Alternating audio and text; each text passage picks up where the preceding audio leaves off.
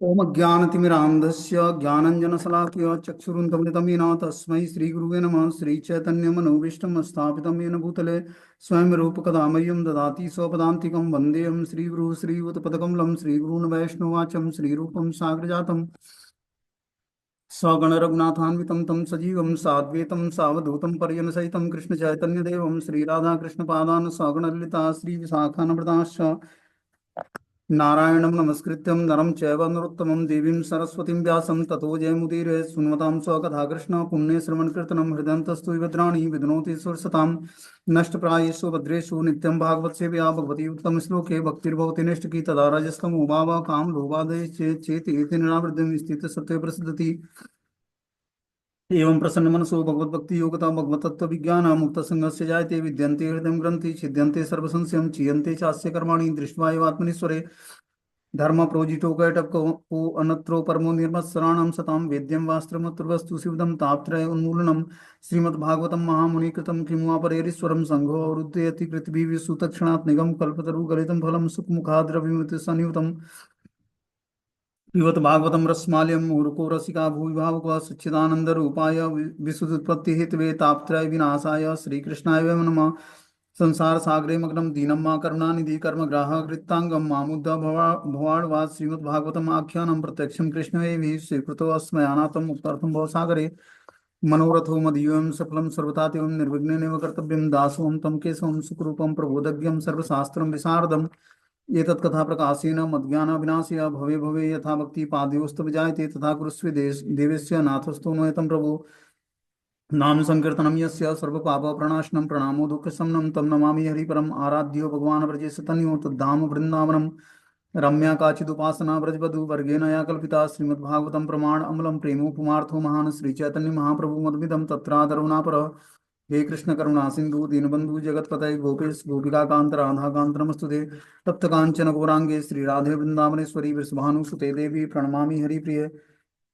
वाछाकल्पतरुवृक्ष कृपा सिन्धुभ्यो च पतितानां पावनेभ्यो वैष्णवेभ्यो नमो नमः। जय श्री कृष्ण चैतन्य प्रभु नित्यानंद श्री अद्वैत गदाधर श्रीवासादि श्री गौर भक्तवृंद। हरे कृष्ण कृष्ण कृष्ण हरे हरे हरे राम राम राम हरे हरे। इसमें आज हम लोग को श्रीमद् भागवतम का स्कंद संख्या 4 अध्याय संख्या 7 और इस श्लोक संख्या 6 नंबर पढ़ना है। टाइटल है दक्ष द्वारा यज्ञ संपन्न करना। मैत्रेय उवाच तदा सर्वाणि भूतानि श्रुत्वा मेणु सुमोदितं परितुष्टात्म अभिस्तातम साधु साध्वित्य यथा ब्रुवन्। मैत्रेय मुनि ने आगे कहा, हे विदुर, वहां पर उपस्थित सभी मनुष्य मनुष्य सर्वश्रेष्ठ वरदाता शिव के वचनों को सुनने से अत्यंत संतुष्ट होकर गदगद हो गए। तो क्या हुआ कि जब शिव जी की पत्नी सती जब शरीर त्याग देती है तो शिव के जितने भी गण थे क्या करते हैं, यज्ञ को विध्वंस कर देते हैं। और स्वयं भगवान शिव भी जो है बहुत ही क्रोधित होते हैं दक्ष पर और दक्ष को मृत्यु दंड देते हैं। और भी जो यज्ञ के यजमान थे, दक्ष का सिर जलकर भस्म हो जाता है। और फिर जो है पूषा देव अपने दांतों जो उसके दांत थे वो गिर जाते हैं। जो क्या नाम था, भृंग ऋषि थे, उनका दाढ़ी जो है मूछ कट जाता है। इस तरह से सारे को कुछ न कुछ सजा मिलती है भगवान शिव की तरफ से। और कुछ लोगों की भुजाएं कट गई थी। तो इस तरह से सबको अब भगवान शिव अब जो है ब्रह्मा जी की प्रार्थना कर भगवान शिव को शांत होता है। फिर दक्ष को बकरी का गला प्रदान करते हैं। जिसको जिसके मतलब जिसको जो क्षति पहुंची थी उसको भगवान ने आशीर्वाद देकर सबकी क्षति को कंप्लीट किया, जो नुकसान हुआ था उनको। तो दक्ष का जो ओरिजिनल सिर था वो तो जल गया था अग्नि में। तो क्या हुआ, बकरे का सिर भगवान शिव ने ट्रांसफर ट्रांसप्लांट किया, उस पर बकरे का सिर लगाया उसके सर पर। फिर वो उसी तरह एक्टिविटी करने लगा जिस तरह पहले दक्ष करता था, लेकिन अब ईर्ष्या द्वेष से मुक्त हो गया। बोलते हैं मैत्रेय मुनि ने आगे कहा, हे विदुर, वहां पर उपस्थित सभी मनुष्य श्रेष्ठ वरदाता शिव के वचनों को सुनकर अत्यंत संतुष्ट होकर गदगद हो गए। इस श्लोक में शिव को मीडुष्यम अर्थात सर्वश्रेष्ठ वरदाता कहा गया है। उन्हें आशुतोष भी कहा जाता है, जिसका अर्थ है कि बहुत जल्दी प्रसन्न होने वाले हैं और बहुत जल्दी क्रुद्ध होने वाले हैं। भगवान शिव जो है बहुत जल्दी क्रुद्ध हो जाते हैं और बहुत जल्दी प्रसन्न हो जाते हैं, इसलिए उनका नाम है आशुतोष। कभी कभी शिव जी आध्यात्मिक जीवन के सर्वश्रेष्ठ वरदाता बन जाते हैं। कहा जाता है कि एक बार एक दरिद्र ब्राह्मण ने शिव जी की पूजा किसी वर के लिए की और शिव ने उस भक्त को सलाह दी कि वह सनातन गोस्वामी के पास जाए वह भक्त उनके पास गया, उन्हें बताया कि शिव जी ने कहा है कि मैं आपसे अच्छा से अच्छा वरदान मांगूं। सनातन के पास एक पारस पत्थर था जिसे वे कूड़े में रख आए थे। उस दरिद्र ब्राह्मण की प्रार्थना पर उन्होंने उसे वह पारस पत्थर दे दिया। इससे वह ब्राह्मण अत्यंत प्रसन्न हुआ। वह लोहे में उसे छुलाकर जितना भी चाहे उतना सोना बना सकता था। किंतु सनातन के पास जो जाने के बाद उसने सोचा कि यदि पारस पत्थर ही सर्वश्रेष्ठ वरदान है तो सनातन गोस्वामी ने इसे कूड़े में क्यों रखा है। अतः उसने उसे लौटाकर सनातन गोस्वामी से कहा, महोदय, यदि यह सर्वश्रेष्ठ वरदान है तो आपने इसे कूड़े में क्यों छिपा रखा है। तब सनातन गोस्वामी ने बताया कि वास्तव में यह सर्वश्रेष्ठ वर नहीं है। तो ब्राह्मण पूछता है, तो क्या आप मुझे सर्वश्रेष्ठ वर देंगे। तो सनातन गोस्वामी बोले, हाँ शिव। ब्राह्मण ने बोला कि हाँ, शिव ने मुझे आपके पास सर्वश्रेष्ठ वर प्राप्त करने के लिए भेजा है। तब सनातन गोस्वामी उससे कहने लगे कि वह पास के जलाशय यमुना के पास उस पारस पत्थर को फेंक कर वापस आओ। उस ब्राह्मण ने वैसा ही किया। जब वो लौटा तो उसे उन्होंने हरे कृष्ण महामंत्र में दीक्षा प्रदान की। इस प्रकार शिव के वर से ब्राह्मण को भगवान कृष्ण के सर्वश्रेष्ठ भक्त की संगति मिली और वो हरे कृष्ण महामंत्र का जप करने लगा और महामंत्र में दीक्षा प्राप्त कर लिया। तो इस तरह से भगवान शिव बहुत ही कृपालु हैं। वो आध्यात्मिक जीवन के सर्वश्रेष्ठ वरदाता हैं। वो आध्यात्मिक जीवन में वर प्रदान करने वाले हैं। और क्या करते हैं, हमारे जीवन में जो हमारे लिए फेवरेबल है भक्ति के लिए, उससे हमें मिला देते हैं। आध्यात्मिक गुरु भी प्रदान करते हैं। देखो यहाँ पर उस ब्राह्मण को सनातन गोस्वामी जैसे गुरु मिले। किसकी कृपा से? भगवान शिव की। वो धन की तलाश में था। उन्होंने काशी का ब्राह्मण था। वो काशी मतलब बनारस का। और बनारस से उसको काम पे भेजा वृंदावन, सनातन गोस्वामी से मिलने के लिए। और सनातन गोस्वामी के पास आता है और सनातन गोस्वामी फिर उसको महामंत्र में दीक्षा दीक्षा प्रदान करते हैं। बोलते हैं, ततो मीडस्य वा सा मंत्रस्य सुनासिरा सहर्षि भूयस्तेद्य यजनम समीणम व वेद्यो ययु। जब मुनियों ने के प्रमुख भृंगु ने शिव को यज्ञशाला में पधारने के लिए आमंत्रित किया, इस तरह से ऋषिगण, शिव जी तथा ब्रह्मा समेत सभी देवता उस स्थान पर गए जहाँ वह महान यज्ञ संपन्न हो रहा था। तो जहाँ वो महान यज्ञ संपन्न हो रहा था भृगु की यज्ञशाला में, सारे ऋषिगण, शिव जी तथा ब्रह्मा समेत सभी देवता उस महान यज्ञ में फिर से संपन्न करने के लिए जाते हैं, क्योंकि यज्ञ विध्वंस हो गया था। बोलते हैं, दक्ष द्वारा आयोजित सारा यज्ञ शिव द्वारा नष्ट भ्रष्ट कर दिया गया था। अतः वहां पर उपस्थित समस्त देवताओं ने ब्रह्मा तथा ऋषियों समेत शिव जी से विशेष अनुरोध किया कि वहां पधार कर यज्ञ अग्नि को पुनः प्रज्वलित करें। एक सामान्य कहावत है कि शिव हीन यज्ञ, जिसका अर्थ है कि शिव के बिना कोई भी यज्ञ असफल रहता है। भगवान विष्णु यज्ञेश्वर कहलाते हैं। तो भी प्रत्येक यज्ञ में आवश्यक होता है कि सभी देवता जिनमें ब्रह्मा तथा शिव प्रमुख हैं उपस्थित रहें। तो बता रहे हैं कि यहाँ पर कि वास्तविक यज्ञ के भोक्ता कौन है? भगवान विष्णु हैं। ठीक है ना। लेकिन और प्रत्येक यज्ञ में उनकी आवश्यकता है, लेकिन सभी देवता यहाँ तक कि ब्रह्मा और शिव भी यज्ञ में उपस्थित रहते हैं, तभी यज्ञ पूर्ण माना जाता है। क्योंकि भगवान अपने भक्तों के साथ रहते हैं। तो देवता क्या है? भगवान के भक्त हैं। तो ब्रह्मा और शिव भी वहां पर उपस्थित रहते हैं और सारे देवता। तब जाकर भगवान योगेश्वर जो भगवान विष्णु हैं, वो यज्ञ में हवन को एक्सेप्ट करते हैं, स्वीकार करते हैं। जब शिव जी के निर्देशानुसार सब कुछ संपन्न हो गया तो यज्ञ में वध के निमित्त लाए पशु के सिर को दक्ष के शरीर से जोड़ दिया गया। क्या बोलते हैं यहाँ पर कि जब शिव जी के निर्देशानुसार सब कुछ संपन्न हो गया तो यज्ञ में वध के निमित्त लाए गए पशु के सिर को दक्ष के शरीर से जोड़ दिया गया। जो दक्ष का शरीर था, यज्ञ में वध के लिए लाया गया था। क्या? बकरा।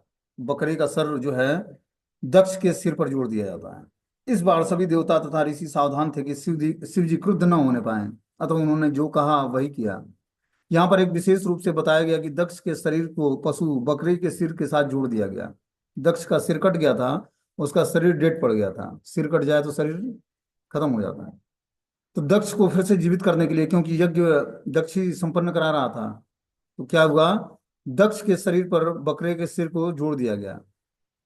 संध्यमाने शिरसि दक्षो रुद्राभिवीक्षितम् सज्ञम सुप्तम यो तथ्यो ददृशो जाग्रतो मृडम। जब दक्ष के शरीर पर पशु का सिर लगा दिया गया तो दक्ष को तुरंत ही होश आ गया। जो ही वह निद्रा से जगा तो उसने अपनी समक्ष शिव जी को खड़ा देखा। जब दक्ष का गला जब बकरे का लगा दिया जाता है तो दक्ष जीवित हो गया। जीवित हो गया तो क्या हुआ, उठकर खड़ा हो गया। उसको लगा कि मैं सोया हुआ था। पता नहीं, यहाँ पर उदाहरण दिया गया कि दक्ष उठकर खड़ा हुआ मानो उसे गहरी नींद में जगाया गया हो। इससे ही संस्कृत में सुप्त इवथ्यो कहते हैं। इसका अर्थ यह है कि निद्रा से जगने पर मनुष्य को तुरंत स्मरण हो जाता है कि उसे क्या करना है। दक्ष का वध किया गया था और उसका सिर काट कर जला दिया गया था। उसका शरीर मृत पड़ा था, किंतु शिव की कृपा से यूं ही उसके शरीर पर बकरे का सिर जोड़ दिया गया, दक्ष पुनः चेतन हो गया। इससे यह सूचित होता है कि चेतना भी व्यष्ट होती है। वास्तव में जब दक्ष के बकरे का सिर लगा दिया गया तो दक्ष को दूसरे शरीर प्राप्त हुआ, किंतु चेतना व्यक्तिगत होने से उसे पूर्ववत चेतना प्राप्त हो गई, यद्यपि उसका शरीर बदल गया। इस तरह शारीरिक संरचना का चेतना के विकास से कोई सरोकार नहीं है। चेतना तो आत्मा के देहांतरण के साथ ले जाई जाती है। क्या बता रहे हैं यहाँ पर कि जब उसका ट्रांसप्लांट कर दिया गया, मतलब गला उसका कट गया था, अब बकरे का गला जोड़ दिया गया, तो दक्ष उठकर खड़ा हो गया। खड़ा हो गया, उसको लगा कि जैसे मैं गहरी नींद से जगा हूं, उस तरह की उसकी एक्टिविटी थी। बोल रहे हैं कि वो निद्रा से जगने पर मनुष्य को तुरंत स्मरण हो जाता है कि उसे क्या करना है। उसी तरह दक्ष को स्मरण हो जाए कि मुझे यज्ञ संपन्न करना है, यज्ञ पूर्ण करना है। बोलते हैं निद्रा से जगने पर मनुष्य को तुरंत स्मरण हो जाता है कि क्या करना है। दक्ष का वध किया गया था और उसका सिर काट कर जला दिया गया था। उसका शरीर मृत पड़ा था, किंतु शिव की कृपा से ज्यों ही उसके शरीर में बकरे का सिर जोड़ दिया गया, दक्ष पुनः चेतन हो गया।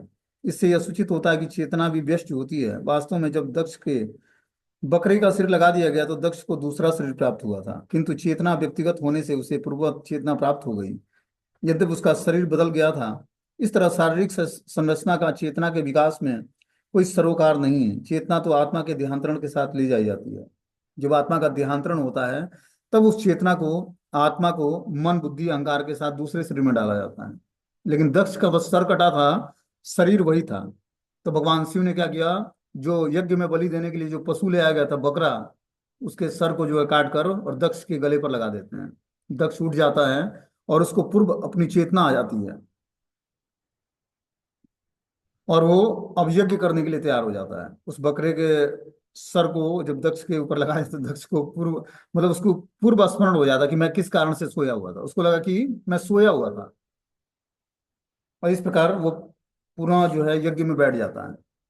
बोलते हैं कि उस समय जब दक्ष ने बैल पर सवारी करने वाले भगवान शिव को देखा तो उसका हृदय शिव के प्रति द्वेष से कलुषित था, तुरंत निर्मल हो गया, जिस प्रकार सरोवर का जल शरतकालीन वर्षा से स्वच्छ हो जाता है। अब इस घटना के बाद जब उसका गला कट गया और भगवान शिव ने बकरे का गला लगा दिया, तब दक्ष जो है ईर्ष्या द्वेष से के कलुषित व्यवहार से मुक्त हो गया और तुरंत उसका हृदय निर्मल हो गया। जैसे सरोवर का जल शरतकालीन वर्षा से स्वच्छ हो जाता है, उसी तरह उसका हृदय जो है शिव जी के प्रति जो द्वेष से कलुषित था वो साफ निर्मल हो जाता है जब भगवान शिव को बैल की सवारी पर बैठा हुआ देखता हो तो।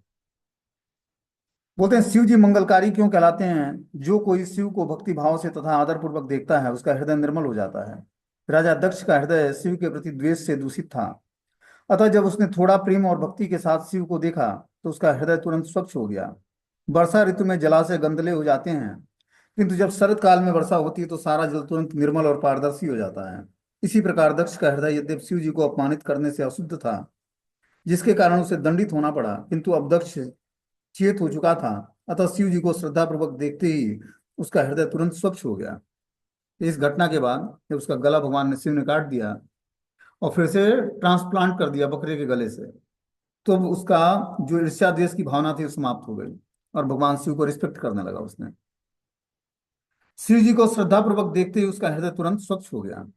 जब हम किसी वैष्णव को ईर्ष्या द्वेष से देखते हैं तो तुरंत हमारे अंदर कलुषिता आ जाती है, ठीक है ना। और जैसे ही हम शुद्ध हृदय से श्रद्धा पूर्वक देखते हैं वैसे ही हमारे अंदर भक्ति का जागरण हो जाता है। बोलते हैं राजा दक्ष ने शिव जी की स्तुति करनी चाहिए, किंतु अपनी पुत्री सती की दुर्भाग्यपूर्ण मृत्यु का स्मरण हो जाने से उसके नेत्रों में आंसुओं से भर आए और शोक से उसकी वाणी अवरुद्ध हो गई, वह कुछ भी नहीं कह सका। बोलते हैं जब राजा दक्ष ने शिव जी की स्तुति करनी चाहिए, किंतु अपनी पुत्री सती की दुर्भाग्यपूर्ण मृत्यु का स्मरण हो जाने से उसके नेत्र आंसुओं से भर गए। पहले उसको अपना भौतिक ऐश्वर्य का बहुत ही गर्व था दक्ष को, लेकिन गला कटने के बाद क्या हुआ, जब उसको दोबारा जब वो जीवित हुआ बकरे के गले के साथ, तब उसका ईर्ष्या द्वेष भी निकल गया और हृदय निर्मल हो गया उसका। वो सारा ईर्ष्या द्वेष जो है समाप्त हो गया। बोल रहे हैं अपनी पुत्री के सती के दुर्भाग्यपूर्ण मृत्यु का स्मरण हो जाने से उसके नेत्र आंसुओं से भर जाते हैं और शोक से उसकी वाणी अवरुद्ध हो जाती है। वह कुछ भी कह नहीं सका। उस समय प्रेम विहल होने से राजा दक्ष अत्यधिक जागरूक हो उठा था। उसने बड़े ही यत्न से अपने मन को शांत किया, अपने भावावेग को रोका और शुद्ध चेतना से शिव जी की स्तुति करनी प्रारंभ की। अब क्या करता है, भगवान शिव के प्रति जब उसकी श्रद्धा भाव जागृत होती है तो उसका हृदय जो है प्रेम से आप्लावित हो जाता है और इस प्रकार वो जागरूक हो जाता है। ठीक है ना, जागृत अवस्था में आ जाता है। जब वैष्णव अपराध हम करते हैं तो क्या होता है, हमारी चेतना सुसुप्त हो जाती है, भक्ति नष्ट नहीं होती है। भक्ति तो वहीं पर जहां पर आप कर रहे थे उतना ही परसेंट पर रुकी रहेगी। अब आप भक्ति नहीं कर पाओगे लेकिन वो भक्ति भी नष्ट नहीं होगी, आपकी चेतना दूषित हो जाएगी, तमोगुणी हो जाएगी। तो वही दक्ष के साथ हुआ कि प्रेम विवल होने से राजा दक्ष अत्यधिक जागरूक हो उठा। जब भगवान शिव का गुणगान करना शुरू किया, उसने स्तुति करनी शुरू की, तो उसकी चेतना जो है जागृत अवस्था में आ गई। मतलब वो तमोगुण से ऊपर उठकर सतोगुण में स्थिर हो गया और उसके हृदय में प्रेम विवल होने लगा, प्रेम प्रकट हो गया।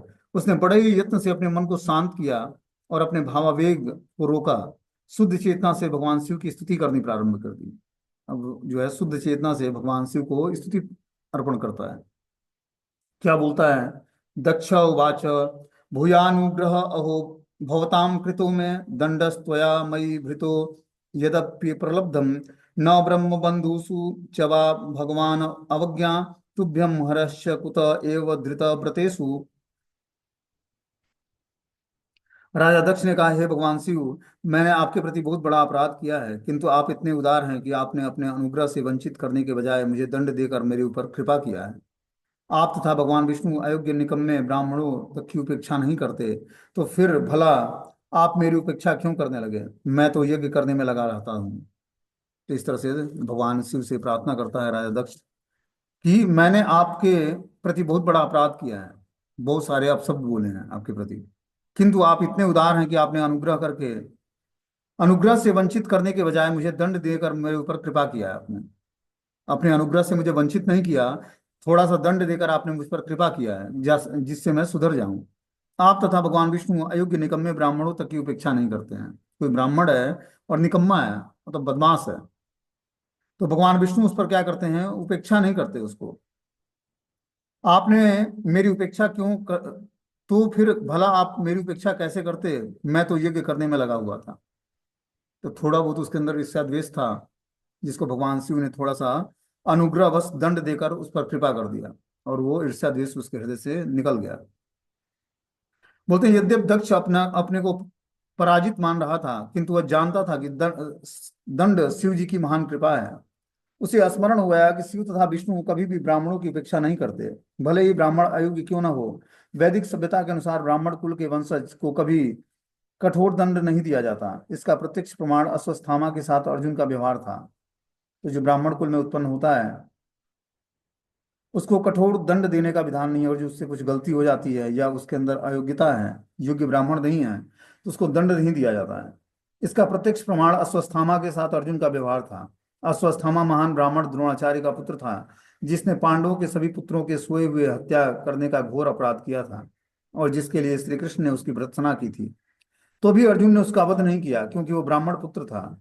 यहाँ पर प्रत्युत ब्रह्म बंधुषु शब्द अत्यंत महत्वपूर्ण है, जिसका अर्थ है कि ऐसा व्यक्ति जो ब्राह्मण पिता से उत्पन्न तो है किंतु जिसके कर्म ब्राह्मणों के स्तर के अनुकूल न हो, ऐसा व्यक्ति ब्राह्मण न होकर ब्रह्म बंधु कहलाता है। तो जो ब्राह्मण परिवार में तो जन्म लिया लेकिन कर्म उसके ब्राह्मण के नहीं है, ठीक है ना, उसको ब्रह्म बंधु बोलते हैं। बोलते हैं कि जैसे द्रोणाचार्य का के पुत्र अश्वत्थामा का एग्जाम्पल दिया जाता है कि अश्वत्थामा महान ब्राह्मण गुरु द्रोणाचार्य का पुत्र था, लेकिन उसने क्या किया था, पांडवों के सभी पुत्रों को सोए हुए अवस्था में हत्या करके घोर अपराध किया था, जिसके लिए श्री कृष्ण भी उसकी भर्त्सना करते हैं। अर्जुन ने उसका वध नहीं किया क्योंकि वो ब्राह्मण पुत्र था और गुरु का पुत्र था, इसलिए अर्जुन ने उसका वध नहीं किया। तो ऐसा व्यक्ति जो है ब्रह्म बंधु कहलाता है। दक्ष को अपने को ब्राह्मण बंधु सिद्ध कर दिया था। वह एक महान ब्राह्मण पिता ब्रह्मा जी का पुत्र था, किंतु शिव जी के प्रति उसका आचरण ब्राह्मणों जैसा न था, इसलिए उसने स्वीकार किया कि वह पूर्ण ब्राह्मण न था। किंतु शिव तथा विष्णु तो अपूर्ण ब्राह्मणों के प्रति भी वात्सल्य रखते हैं। शिव ने दक्ष को शत्रु मानकर दंडित नहीं किया, वरना उन्होंने उसे सन्मार्ग में लाने के लिए दंड दिया था, जिससे उसे पता चले कि उसने बुरा काम किया है।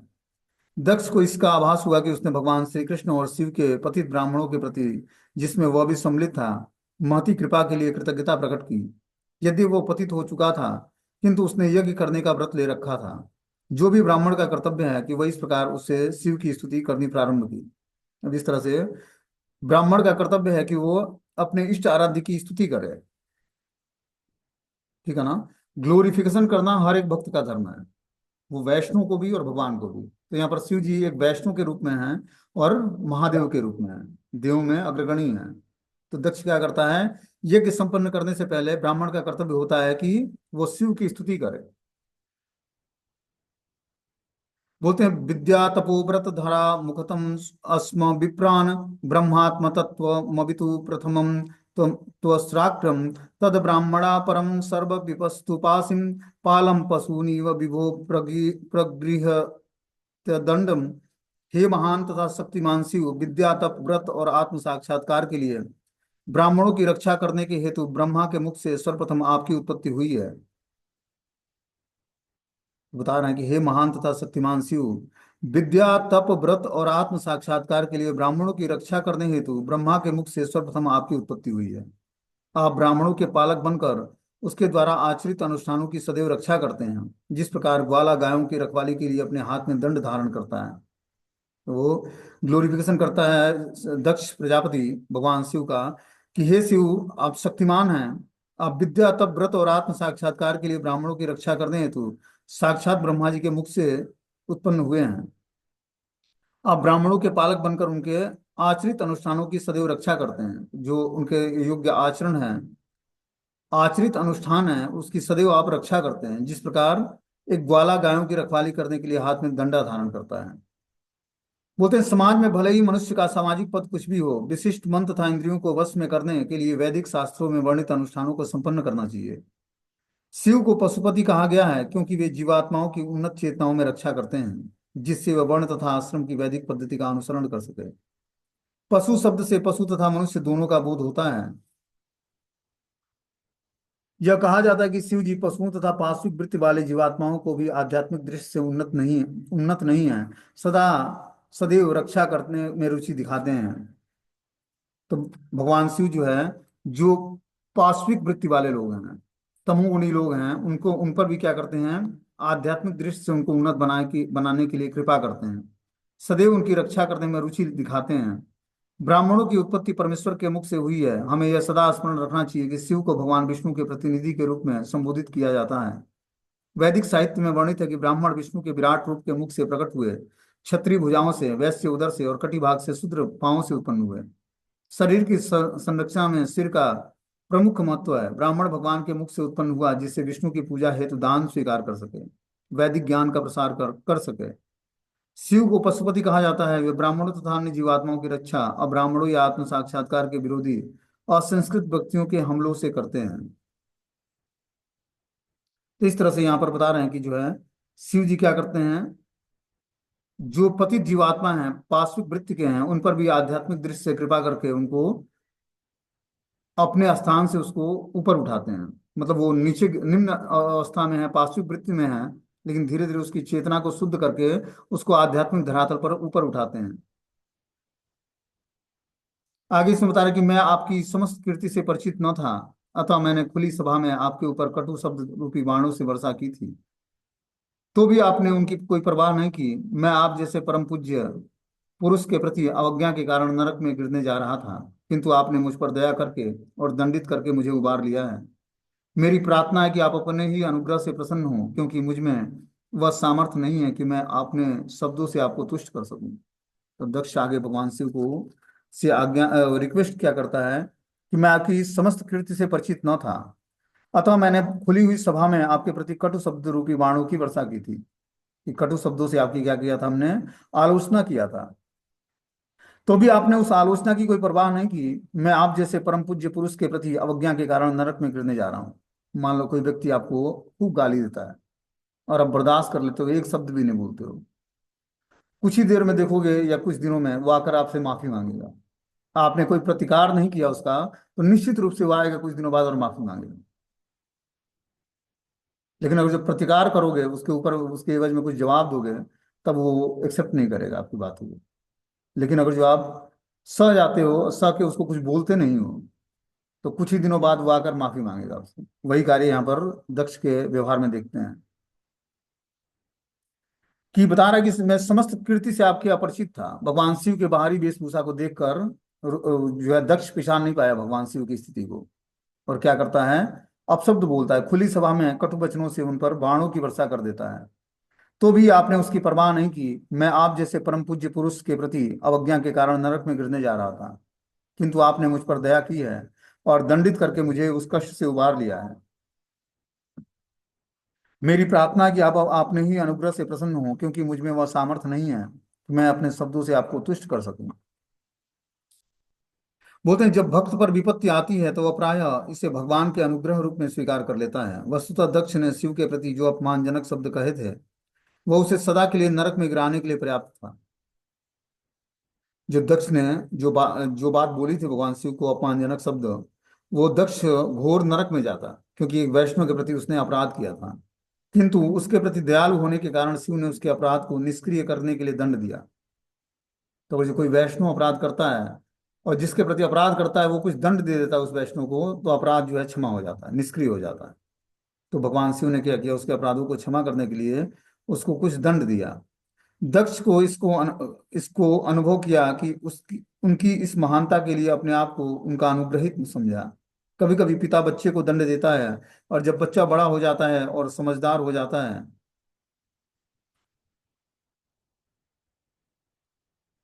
तो वह ये समझता है कि उसके पिता ने जो दंड दिया था वह वास्तव में दंड न होकर दया थी। इसी प्रकार दक्ष ने शिव द्वारा दिए गए दंड को उनकी कृपा का प्रदर्शन समझा। ऐसे पुरुष का यह लक्षण है कि जो कृष्ण भावनामृत के मार्ग पर अग्रसर होता है। कहा जाता है कि कृष्ण भावना भावित भक्त जीवन की किसी भी दयनीय अवस्था में श्री भगवान द्वारा की गई वृत्सना नहीं मानता।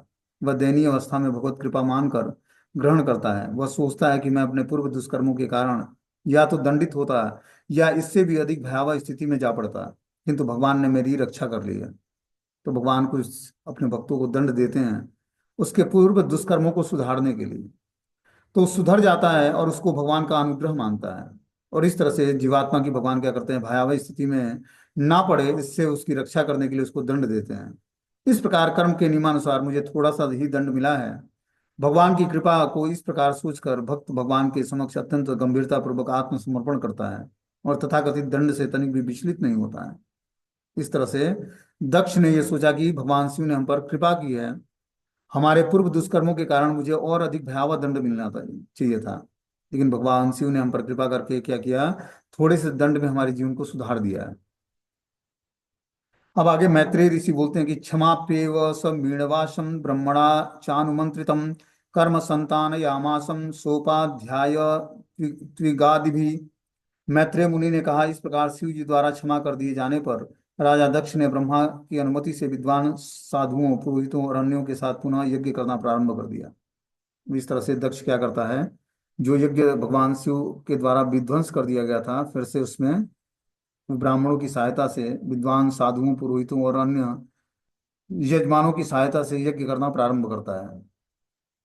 वैष्णव यज्ञ संतप्ते त्रिकालपाल द्विजोत्तम पुरोडासम निरप्य वीर संसर्ग शुद्धये। तत्पश्चात ब्राह्मणों ने यज्ञ कार्य फिर से प्रारंभ करने के लिए वीरभद्र तथा शिव के भूत प्रेत सदृश अनुचरों के स्पर्श से प्रदूषित हो चुके यज्ञ स्थल को पवित्र करने की व्यवस्था की। तब जाकर उन्होंने अग्नि में पुरोडास नामक आहुति अर्पित की। इस तरह से यज्ञ फिर से संपन्न करना शुरू करते हैं। जो ब्राह्मण, जो भगवान शिव के भूत प्रेत आदि अन्य अनुचर थे, जो उन्होंने उस यज्ञ को क्या कहते हैं, दूषित कर दिया था, उस यज्ञ स्थल को फिर से पवित्र करने की व्यवस्था की जाती है। और फिर जो है पुरोडास नामक आहुति अर्पित की जाती है उस यज्ञ में। बोलते हैं वीरभद्र आदि शिव के अनुचर तथा भक्त वीर कहलाते हैं, और वे भूत प्रेत आदि होते हैं। उन्होंने अपनी उपस्थिति से न केवल यज्ञ स्थल को दूषित किया, वरना मलमूत्र विसर्जित करके सारी व्यवस्था भंग कर दी थी। फलतः सबसे पहले पुरोडास आहुति देकर गंदगी को दूर करना था। कोई भी विष्णु यज्ञ अशुद्धि अवस्था में संपन्न नहीं होती है। जब कोई अनुष्ठान प्रारंभ किया जाता है तो शुद्धि के लिए सर्वप्रथम भगवान विष्णु के पवित्र नाम का उच्चारण किया जाता है। कोई बाहर या भीतर से, चाहे शुद्ध रहे या अशुद्ध रहे, यदि वह भगवान विष्णु के पवित्र नाम का कीर्तन या स्मरण करता है तो वह तुरंत पवित्र हो जाता है। वीरभद्र इत्यादि शिव के अनुचरों की उपस्थिति के कारण यज्ञ स्थल अपवित्र हो गया था, अतः संपूर्ण यज्ञ स्थल को पवित्र करना पड़ा। यद्यपि शिव वहां पर थे और वे सब सर्व मंगलमय हैं, तो भी उस स्थान को पवित्र बनाना आवश्यक था, क्योंकि उनके अनुचरों ने बलपूर्वक वहां प्रवेश करके अनेक घृणित कार्य किए थे। शुद्धि का यह कार्य विष्णु के पवित्र नाम त्रिकपाल के उच्चारण से ही हो सकता है, जिससे तीनों लोग पवित्र किए जाते हैं। इस तरह से वहां पर जो यज्ञ संपन्न करने जा रहे थे दक्ष, उसको पहले शुद्ध किया गया त्रिकपाल नामक मंत्र का, विष्णु के पवित्र नाम का उच्चारण करके, जिससे तीनों लोग पवित्र हो जाता है इस नाम के उच्चारण मात्र से। आगे बताते हैं कि महामुनि मैत्रेय ने विदुर से कहा कि हे विदुर, जैसे ही राजा दक्ष ने शुद्ध चित्त से यजुर्वेद के मंत्रों के साथ घी की आहुति डाली, वैसे ही भगवान विष्णु अपने आदि नारायण रूप में वहां प्रकट हो गए। जैसे ही दक्ष क्या करता है, शुद्धिकरण मंत्र पाठ करने के बाद शुद्ध चित्त से यजुर्वेद के मंत्रों का उच्चारण करते हुए घी में आहुति डालता है, क्योंकि वैदिक मंत्र जो है, वैदिक यज्ञ जो संपन्न किए जाते थे यज्ञ कुंड में, वो वेदों के जो मंत्र हैं, यजुर्वेद के मंत्र, सामवेद के मंत्र, उसके अनुसार जो है उच्चारण करके यज्ञ में घी और हबी की आहुति डाली जाती थी, जिससे साक्षात भगवान नारायण उसको स्वीकार करते थे। जैसे ही राजा दक्ष ने शुद्ध चित्त से यजुर्वेद के मंत्रों के साथ घी की आहुति डाली, वैसे ही भगवान विष्णु अपने आदि नारायण रूप में उस यज्ञ स्थल से प्रकट हो गए। बोलते हैं भगवान विष्णु सर्वव्यापी हैं। कोई भी भक्त जो पवित्र मन से विधि विधान सहित सेवा तथा भक्ति से मंत्रों का उच्चारण करता है, विष्णु का दर्शन कर सकता है। ब्रह्म संहिता में कहा गया कि जिस भक्त की आंखों में भगवत प्रेम का अंजन लगा होता है, वह अपने हृदय में निरंतर भगवान का दर्शन कर सकता है। भगवान श्याम सुंदर अपने भक्तों पर इतने कृपालु जो हैं। इस तरह से प्रेमांजन छुरित भक्त विलोचने न संतम सदे हृदय से विलोकयंती यम श्याम सुंदरम अचिंत गुण स्वरूपम गोविंदादि पुरुषम तम हम भजामि। जो भी अपने नेत्रों में प्रेमांजन छुरित भक्ति विलोचने न, प्रेम का अंजन लगाकर भगवान की भक्ति करने का और दर्शन करने का प्रयास करता है, तो भगवान श्याम सुंदर उसको दर्शन प्रदान करते हैं। उसके हृदय में निरंतर भगवान का दर्शन होता रहता है। आगे बता रहे हैं कि तत्स्वप्रभा तेषाम भूत्यन्या दिशोदसम मुष्तेजम उपानीतम तदाक्षेण स्रोत वाजिनाम। भगवान नारायण स्रोत तथा गरुण के कंधे पर आरूढ़ थे, जिससे बड़े बड़े पंख थे। जैसे ही भगवान प्रकट हुए, सभी दिशाएं प्रकाशित हो उठी, जिससे ब्रह्मा तथा अन्य उपस्थित जनों की क्रांति घट गई। तो इस तरह से यज्ञ स्थल में भगवान नारायण प्रकट हो जाते हैं गरुड़ के कंधों पर आरूढ़ होकर, जिसके बड़े बड़े पंख थे। स्वयं भगवान प्रकट होते हैं, और भगवान विष्णु के प्रकट होने से, नारायण के प्रकट होने से सभी दिशा जो है प्रकाशित हो जाती है, और ब्रह्मा और अन्य उपस्थित जनों की क्रांति घट जाती है भगवान के सामने। बता रहे हैं कि आगे भगवान जो विष्णु थे, उनका स्वरूप क्या था। श्यामो हिरण्य अस्नु अर्कम किरीटी जुष्टो नीलालक ब्रह्मर मंडित कुंडलास्यम शंख चक्र गदापाण गदासी चर्म व्याघ्रे हिरण्यमयम भुजे रिव कर्णिकारम। उनका वर्ण श्याम था, उनके वस्त्र स्वर्ण की तरह पीले तथा मुकुट सूर्य के समान दे दीप्यमान था। उनके बाल भौरों के समान काले और मुख कुंडलों से आभूषित था। उनकी आठ भुजाएं शंख चक्र गदा कमल बाण धनुष ढाल और तलवार धारण किए थी। ये कंगन तथा बीजावट जैसे वस्त्र स्वर्ण आभूषणों से अलंकृत थे। उनका सारा शरीर कनेर के उस कुसुमित वृक्ष के समान प्रतीत हो रहा था, जिसमें विभिन्न प्रकार के फूल सुंदर ढंग से सजाए गए। इस तरह से भगवान का सुंदर स्वरूप वो था, जो श्याम रंग का था। वस्त्र जो है स्वर्ण और पीले रंग के, मुकुट सूर्य के समान दीप्यमान था। उनके बाल जो हैं भौरों के समान काले थे। मुख जो है कुंडलों से आभूषित थे। भगवान आठ भुजा धारण करके उस यज्ञ स्थल में प्रकट हुए, जिसमें उन्होंने आयुध धारण किया था, शंख चक्र गदा कमल बाण धनुष ढाल और तलवार। हाथ में कंगन और बिजावट जैसे स्वर्ण आभूषणों से अलंकृत थे। उनका सारा शरीर कनेर की सुंदर पुष्पों से सुशोभित था, जिसमें विभिन्न प्रकार के फूल सुंदर ढंग से सजे हुए थे। इस तरह से भगवान उस यज्ञ स्थल में प्रकट होते हैं। बोलते हैं कि आगे भगवान विष्णु असाधारण रूप से सुंदर लग रहे थे, क्योंकि उनके वक्षस्थल पर ऐश्वर्य की देवी श्रीमती लक्ष्मी एक हार विराजमान है। उनका मुख मंद हास्य के कारण अत्यंत सुशोभित था, जो सारे जगत को, विशेष रूप से भक्तों के मन को मोहने वाला होता है।